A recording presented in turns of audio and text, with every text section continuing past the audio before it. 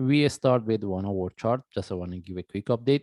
First of all, if you refer to my last analysis, since the price was exactly within here, we have been looking for buy. That's why we give a few options. Either we put our entry above the top or above here, or we wait for the breakout. Then from there, if we take the trade.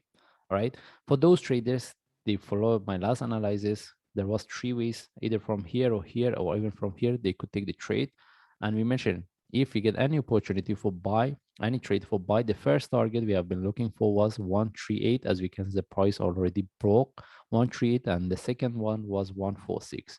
As we can see, the trade exactly tagged the second target, and now we see the reverse. So no one see what's the next. First thing, so those traders, they get the trade within this move. If they take out the trade, it's good for them because the price tagged the second target.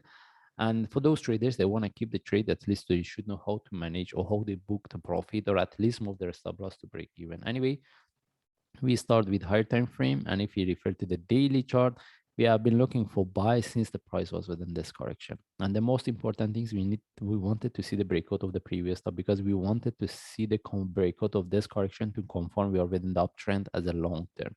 Anyway, the price tagged the previous top, but it couldn't break, and no one see what's the next. And if we move to forward chart, the only thing is at this time we are looking for the correction, and we can expect this correction to be in relative to this, and this one turn to flat before we get the next trade. That's why for those traders, they get the trade within this one, they should know how to manage if they couldn't take out the trade in the profit. Okay, to look for the next trade, we have to wait.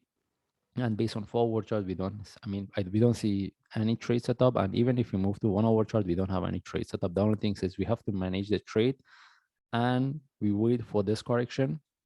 Then if we get any opportunity for buy, we will take the next trade and the breakout. Again, still we have to see the break. But if we want to get any trade, we need to see the breakout of 146, as what I explained based on daily chart.